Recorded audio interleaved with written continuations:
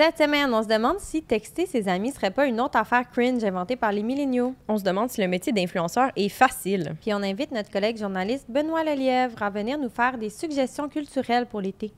Bienvenue au Balado Urbania où, à chaque semaine, on vous présente des histoires que vous avez peut-être pas vues passer, mais qui font réfléchir autant que ce qui fait la une. Moi, c'est Gab et je suis tellement milléniale que je dis là la haute voix. Ça, c'est vrai. On dit beaucoup au bureau. Moi, c'est Flo, puis je serais vraiment la pire influenceuse parce que je suis beaucoup trop préoccupée par ce que tout le monde pense de moi. Tu as peur d'être... Ben oui. C'est pour ça que je me tiens avec toi, Gab. J'ai l'impression que t'es mon bouclier. Mon Dieu, non. Moi, mon chum m'a dit ce matin, tu pourrais être cancel à tous les jours de ta vie. Je sais pas si c'est vrai. Mais je sais pas... Ouais. Non. Je pense que ça te crée une espèce de protection, tu vois. Je pense que personne n'est à l'abri du cancel, tu sais. Ouais. Que ça tu ouais. On n'est pas... non, personne ne détient le bâton du wokisme qui empêche d'être cancel. C'est vrai, on le dit pas assez. On le dit pas assez. J'ai pas cette impression-là, mais bon. Vas-y donc. C'est moi qui commence. Oui. OK. Ben l'autre jour, on est allés pique-niquer ensemble avec notre groupe d'amis. Te souviens-tu? Oui, j'étais là. Ma fille était là, vous avez joué avec elle, il faisait beau, c'était le fun. Bref, j'ai eu une super belle soirée. Puis en allant me coucher, j'ai voulu vous envoyer un petit message. « Oh, merci pour la belle soirée, j'étais super contente de vous voir, je vous aime. » Mais quelle ne fut pas ma surprise. Quand, en ouvrant mon téléphone, je suis tombée nez à nez avec une publication du média américain Bustle qui allait comme suit. Les milléniaux qui envoient des messages à leurs amis après une soirée donnent l'impression que ces chillings-là sont leur seule raison de vivre. Je paraphrase, mais tu comprendras que je me suis sentie visée et que je n'ai pas envoyé mon petit message. Oh non! Tu t'es sentie loser. Oui! Après le Millennial Side Part et le Millennial Talk, je réalisais avec horreur que mon petit texto rempli de bons sentiments était lui aussi une preuve de ma vieillesse. Suis-je devenue cringe? Oh non! C'est la Millennial Thank You Note ou le petit mot de remerciement des milléniaux, ma traduction libre. C'est apparemment une affaire de génération. Selon ma source d'information très fiable, Internet, la Gen Z, elle aussi envoie des petits mots de remerciement à leurs amis, mais elle le ferait de manière plus ironique, genre « Merci de m'avoir sauvé de la déprime ce soir, XOXO ». Oh, c'est plus honnête. Oui. Ben non, c'est comme plus... C'est moins assumé, j'ai l'impression. OK, tu trouves? Ben Internet m'a parlé de mime ou d'ironie, là, genre. OK. Ha ha ha, je me serais tuée si t'étais pas là, lol. Tu sais, comme un peu cette vibe-là. Puis les Gen Z, ils ont grandi avec l'Internet. Fait que plusieurs d'entre eux et elles ont même vécu une partie de leur scolarité en ligne durant la COVID, ce qui a certainement changé leur manière de voir les amitiés. Pour eux, la frontière entre chiller en ligne puis chiller en vrai est plus poreuse. Je comprends. Dans la grande pyramide de Maslow des Gen Z, bruncher avec ses chums est pas au top.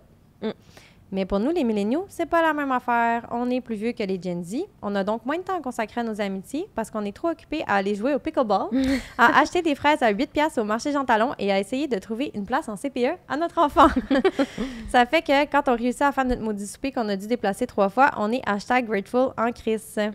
La Millennial Thank You Note, c'est peut-être aussi une manière de dire « Ne m'oublie pas » à nos amis sans avoir l'air trop désespéré. Je comprends. Fait que, est-ce que finalement, c'est cancel ou c'est pas cancel, le thank you note? Je pense pas que c'est cancel. Je pense que c'est juste une affaire de génération, puis je le savais pas. Ah. Genre, je pense pas que nos parents s'envoient des petits messages « Merci pour la belle soirée ». Non, certainement pas. Moi, j'ai des amis qui font ça, puis je trouve ça toujours tellement aimable. C'est comme, j'ai déjà partagé que j'étais gênée de pas avoir le réflexe de partager avec mes amis, avec les gens avec qui je suis. Quand je vais, par exemple, m'acheter une crème molle, je te dirais jamais « Gab, veux-tu une crème molle? » Ça, c'est une autre des choses qui me gêne, c'est que je pense jamais à remercier les gens post-événement quelconque. Oui. Merci pour le bel accueil, merci pour le bon souper, merci pour ci, pour ça. Mais moi, c'est que je le ressens pour vrai, là. Genre, mettons, j'étais tellement contente d'avoir chillé avec vous que là, j'étais là comme « Oh mon Dieu, merci, c'était trop le fun. » Tu sais, j'ai le goût de vous dire, genre... Mais je pense que peut-être ça part de quelque part d'anxieux. De genre « S'il vous plaît, restez mes amis, j'ai trop aimé ça être votre ami. » Tu trouves que c'est ça qui est loser, genre? Moi, je trouve que ça fait un peu maternel, peut-être, aussi. Merci d'avoir tous été là autour de la table ce soir. Tu sais, genre... Bien, ça fait grateful, mais je me suis questionnée aussi sur le rapport à l'étiquette de tout ça. Est-ce que c'est comme une étiquette collective qu'on a mise en place? Genre, quand j'étais petite, OK, anecdote personnelle, j'ai été vraiment obsédée par le concept d'étiquette. J'avais découvert à la bibliothèque des livres sur l'étiquette, genre les bonnes pratiques à table, les enfants. Et j'arrêtais pas de les lire. J'aimais tellement ça.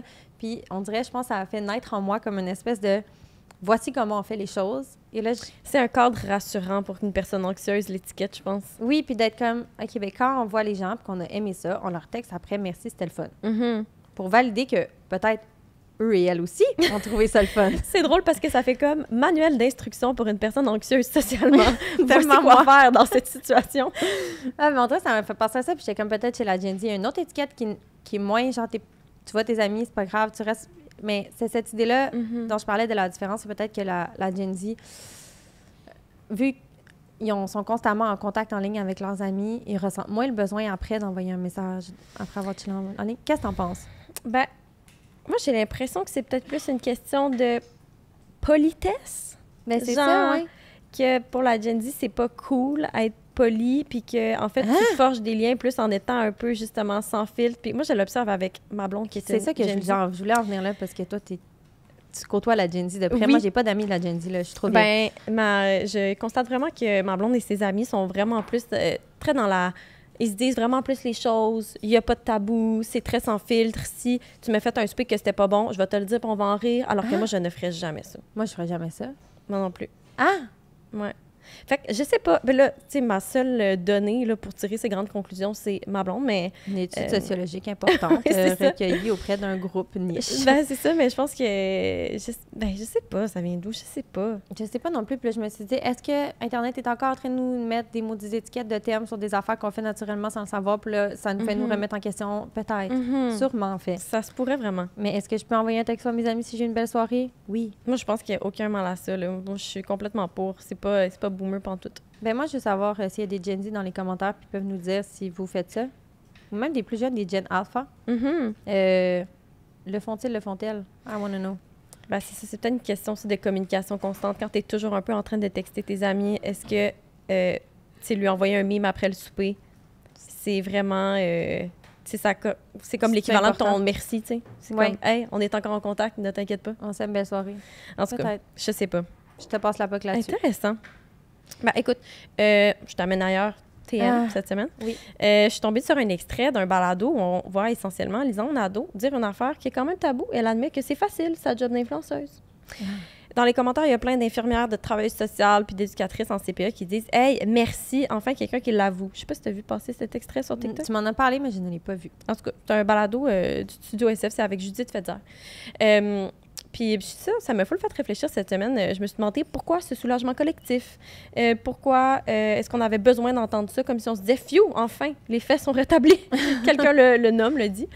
On ne se fera pas de cachette, on juge beaucoup le métier d'influenceur. C'est peut-être pour ça que dans le milieu de la création de contenu, on sent peut-être souvent le besoin de rappeler la difficulté à comprendre les algorithmes, la discipline que ça prend pour percer en ligne, puis des défis qui viennent avec le fait de s'exposer. Puis tout ça, c'est full vrai, même si cette réalité-là ne se compare pas à faire du temps supplémentaire obligatoire de nuit la fin de semaine avec des patients désorganisés qui crachent dessus. Pick poison, comme on dit. Fait que je pense que ce soulagement-là vient pas nécessairement d'un besoin de rabaisser les influenceurs, mais c'est peut-être juste un besoin de dénoncer une genre de crise de la reconnaissance.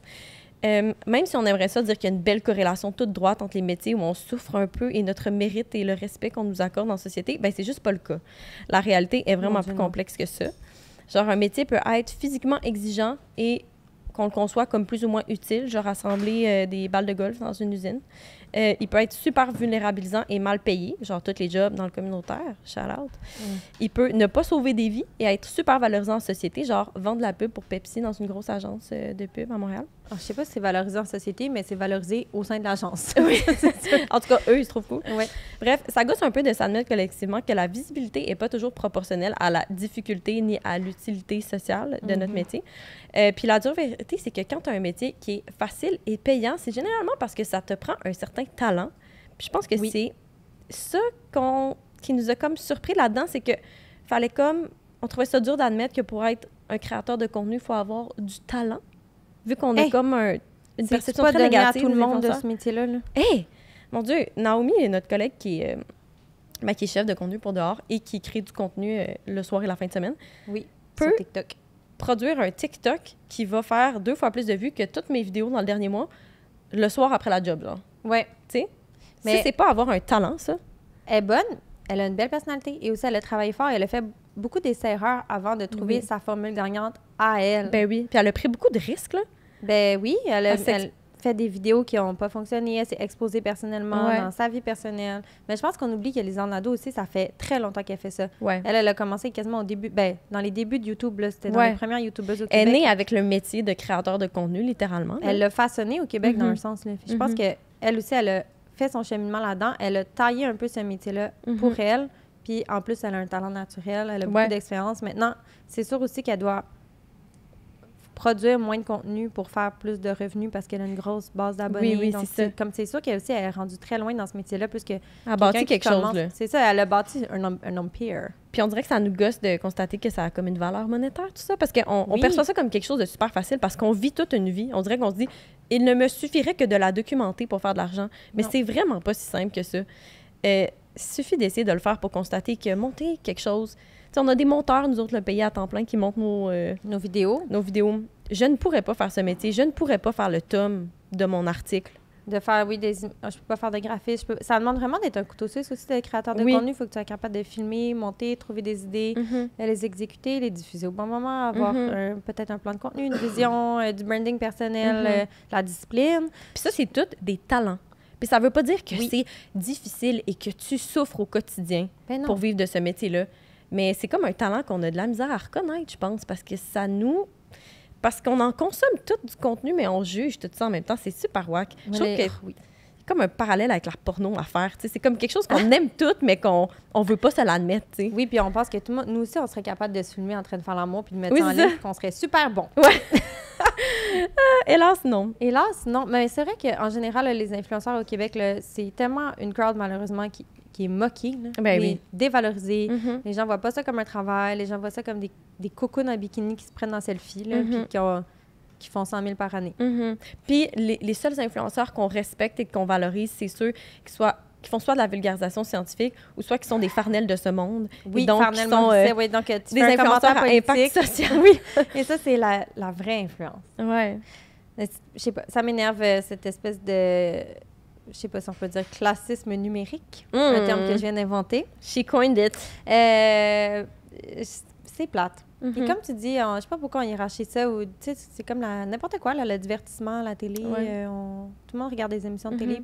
C'est pas plus noble de travailler sur JE que de travailler sur Stat. Ben non. Puis une autre réflexion que j'ai lue cette semaine en faisant des petites recherches là-dessus, c'est que c'est vrai qu'on est quand même dans une époque où on rêve beaucoup d'autonomie, de liberté, puis de... Tu sais, on veut aller travailler depuis Caillou Coco, puis vivre notre best life. C'est quoi le terme nomade numérique? Oui, être nomade numérique. Mais on dirait que les personnes à qui ça arrive, on les haït un peu. C'est genre, ça se peut pas, qu'est-ce que tu fais? Crosser le système à quelque part, t'as pas le droit de faire autant d'argent en te faisant si peu chier. Mais on oublie que ces gens-là travaillent aussi. C'est pas parce que tu es à Coco puis qu'il fait beau que tu peux aller te baigner à toute heure de la journée. Tu t'habites proche de la plage. Honnêtement, mais tu dois quand même faire tes meetings, envoyer tes factures, faire des fois de l'overtime. Tu es peut-être dans un meilleur setting parce que ta job te permet du télétravail, mais tu es aussi loin de ta famille. On dirait qu'on idéalise beaucoup des fois ces parcours-là. Ben, c'est ça. Je pense qu'on voit beaucoup les côtés positifs de ces métiers-là qui sont publics, évidemment, mais qu'on oublie qu'au même titre que nous, on a choisi les côtés négatifs de notre métier, ben eux autres aussi, tu sais. Oui. Puis, n'empêche que c'est vrai que c'est plus facile que bien d'autres jobs, mais ça veut pas dire que n'importe qui serait capable de le faire. C'est vrai. Ça donne envie d'aller l'écouter, cette entrevue, par contre. Ouais, c'est vraiment... C'est une discussion très intéressante, je le recommande. Parfait. Hey! C'est le temps? Oui. OK. On invite Ben cette semaine, notre collègue journaliste Benoît Lelièvre. On avait envie qu'un collègue vienne nous faire des recommandations culturelles pour l'été. Et qui de mieux que Ben pour nous faire ça? Parce qu'il nous a tellement fait des belles recommandations pour la semaine de relâche. On avait adoré. Allô, mesdames. Allô, Ben. Allô, Comment Ben. allez-vous? Ben, ça va, toi? On est contente de t'avoir au balado. Oui, moi, je suis super content d'être là. Je vous en ai préparé plus que pas assez. Yes, sir. Vas-y. On te laisse aller comme ça? Ouais. Vas-y, fly-nous ça. Fait que tout d'abord, pour vos oreilles, la reine de l'été 2024, Charli XCX, elle a déclaré à Coachella cette année, l'album de l'été, ça va être Never Enough du groupe Turnstile. Je vous avertis tout de suite, c'est pas très brat comme son. On est plus dans le rock nostalgique avec les accents dream pop qui vous donneront le goût de les jouer à plein volume dans l'auto, de baisser les fenêtres puis d'en faire l'interprétation à tout le voisinage. En 2025, la coquinerie va laisser place aux vieux amours, aux road trips et au gros refrain rassembleur. Pour les intéressés, ils ne seront pas à Montréal cet été, mais ils vont être au Blues Fest d'Ottawa le 12 juillet. Si vous voulez écouter les chansons live. Sortez vos calendriers. Absolument. Ouais. Intéressant. OK. Pour ceux et celles qui veulent un petit break puis se retrouver à l'air climatisé quelques heures, sachez que le réalisateur le plus audacieux et intéressant des 10 dernières années, Ari Aster, fait encore un autre doigt d'honneur à tous les blockbusters estivaux et sort son nouveau film Eddington en plein mois de juillet, le 18 juillet prochain. C'est un western contemporain avec Joaquin Phoenix et Baby Darling Pedro Pascal. Où un shérif conservateur et un maire woke s'affrontent dans une petite ville pendant la COVID. Le film sera en première canadienne au Festival Fantasia le 16 juillet. Si ça vous intéresse, ça va être leur film d'ouverture. Nice. Wow! Ouais. Si vous voulez consommer local, par exemple, il y a le nouveau film de Anne Aymon qui sort le 8 août. Ça s'appelle Amour Apocalypse et ça va être l'histoire de Patrick Yvon qui interprète un propriétaire de chenil qui souffre de dépression et qui tombe en amour avec la fille de Coyote Ugly, Piper Perabo, après avoir acheté une lampe de luminothérapie. Wow! Intriguant. C'est le synopsis de l'année. Avec la fille de Coyote Ugly et on l'a tout eu dans notre tête. Absolument. À la télé, maintenant, vous n'avez pas besoin de moi pour savoir qu'il y a une nouvelle saison de The Bear cet été. Je ne sais pas pour vous, les filles, mais moi, j'ai adoré la 3e saison, puis je vais être au rendez-vous encore une fois. Mais il y a une série documentaire aussi sur les années Rob Ford à la mairie de Toronto qui s'appelle Trainwreck, Mayor of Mayhem, qui sort mardi prochain sur Netflix. Bon. L'angle les prometteurs. Oui. C'est la série que j'attends impatiemment, par exemple, ça s'appelle Smoke. Ça joue sur Apple TV. Ça commence le 27 juin et ça raconte l'histoire d'un inspecteur du service d'incendie de Boston. C'est écrit et réalisé par Dennis Lehane. Vous le connaissez peut-être pas, mais il est l'auteur de Mystic River et de Shutter Island, qui sont deux classiques contemporains. Ouais. Puis pour finir, j'aimerais c'est un petit peu un coup de cœur, le Festival Présence autochtone est en ville du 5 au 14 août. J'entends déjà les gens rouler les yeux ici, mais écoutez-moi 2 secondes. Quand on parle des personnes des Premières Nations, le discours est souvent tragique. On parle de pensionnats autochtones, de trauma intergénérationnel. Allez donc à la rencontre des gens des Premières Nations dans une ambiance festive. Allez découvrir leur culture, puis vous faire du gros fun avec eux autres. Qui sait, vous allez peut-être tomber sous leur charme ou peut-être juste mieux les comprendre ou les apprécier. J'ai pas besoin de vous vendre des Franco ou le festival de jazz, mais présence autochtone, ça se passe aussi. C'est à plein d'endroits, puis c'est quelque chose que la plupart d'entre vous n'ont jamais fait. C'est bien vrai. Ça, c'est sûr. J'adore. Ben, crime. Merci, Ben. Ah, c'est tellement des bonnes suggestions. Ben, merci. On est seté pour l'été. Right. On est seté pour l'été. Ah, ben toi, Ben, as-tu une suggestion? Ça va être quoi ta lecture d'été? T'as-tu déjà prévu? Oh boy. Il faut savoir que Ben lit un livre aux 3 jours ou quelque chose de même, là. À peu près. Non, c'est très... Il y a celui de... Même pas morte que ça s'appelle. C'est La blonde de David Boudreau. Je l'ai pas lu encore, puis ça m'intéresse vraiment de le lire. Il paraît que c'est trash. Ouais, mais j'en doute pas. C'est ça, c'est l'histoire de quelqu'un qui a survécu une agression, genre était dans son lit, je pense, une agression au couteau. C'est vraiment comme le pire cauchemar de quelqu'un. Sinon, j'ai un livre de 700 pages qui m'attend depuis presque 1 an, qui s'appelle The History of 7 Killings, que j'ai juste pas pris le temps de lire encore. Puis quand je vais avoir des vacances au mois d'août, ben, je vais prendre le temps de me le taper. Là. Toi, Gab, qu'est-ce que tu lis cet été? Je viens de m'acheter un recueil de poésie qui s'appelle « Je regarde de la porno quand je suis triste ». Ça a gagné le prix des libraires, si je ne m'abuse. Donc, malade. Je vais me pencher là-dessus. Eh bien, ça va être Florence? Cool. Moi, je suis en train de finir mes lasses de fantasy. Je suis très en retard là, sur cette lecture-là, mais c'est fucking bon. Ouais. Si t'aimes ça, tu vas en avoir un autre après là, qui vient de sortir. Oui, c'est ça. Ben, c'est ça que j'aimerais lire cet été, son nouveau livre. Fait que, voilà. Ben, merci. Merci, Ben. Merci, Ben. Mesdames. Hey! Bon. Hey, qu'on a enregistré? Vas-y donc. L'as-tu trouvé ou tu Je l'ai trouvé. Non, elle avait perdu. Je l'ai choisi expressément pour toi. Je pense que c'est vraiment un TikTok qui te parle. OK. Les gens qui utilisent le terme condo locatif, c'est un appartement. Je sais que c'est gênant d'utiliser le vocabulaire des pauvres, mais c'est un appartement. Ça, c'est vraiment vrai. Ça veut juste dire un appartement neuf. Neuf. Ben oui, neuf avec des fois un petit service. Genre une petite piscine dans le bloc ou quelque chose. Avec des frais de condo, avec des comptoirs en mélamine, puis peut-être Un beau portique. Un beau portique et probablement un propriétaire qui détient plus d'une porte. On a parlé beaucoup de ça dernièrement. Hein. Il y a eu Oui, un c'est meme vrai. sur Meme Fruité hier, je pense là-dessus, c'était très drôle. Sur les condos locatifs? Ah, sur Stu Cancel. Stu Cancel, dire nommer le nombre d'appartements que tu as en porte. Oui, en utilisant le terme porte. Ouais. Oui, c'est vrai que c'est cancel. Moi, mon contenu enregistré, Gab, c'est...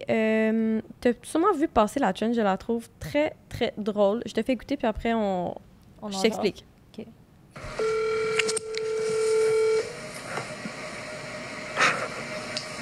Un instant, ça s'en vient. Qui appelle-t-il? Hey, brother. Yo, what's up, my man? What's happening? I'm just chilling. What are you doing? Just watch a little movie. Yeah, what are you watching? All American. Ils discutent. Yeah, that's all right. All right. Hey, I was just calling to wish you a good night. Est-ce que t'as vu? Non. C'est vraiment drôle. C'est des jeunes adultes, genre, qui demandent à leurs parents boomers d'appeler leur ami ou leur ex pour leur souhaiter juste bonne nuit. Puis c'est juste tellement quelque chose qu'ils font jamais, évidemment, parce que qui fait ça, que ils peuvent pas... Ils se pissent dessus là, pendant qu'ils disent bonne nuit à leur ami. Puis je sais pas pourquoi c'est drôle, mais c'est tellement drôle. Fait que c'est sûr que vous avez vu passer ça sur TikTok, non? C'est juste moi? Moi, je l'ai pas vu, mais c'est très, très cute. Good night. On devrait... Ça revient à mon millennial thank you note, sérieux. Pourquoi on n'appelle pas nos amis pour leur dire bonne nuit? C'est vrai. Bonne soirée. C'est XOXO, cute. je t'aime. Non? Ben moi, je suis pour. Pour plus de bienveillance en été 2025. Ben, je pense que c'était ça pour aujourd'hui. Merci, Gab. Merci, Ben, d'avoir été là. Ah, ça fait plaisir.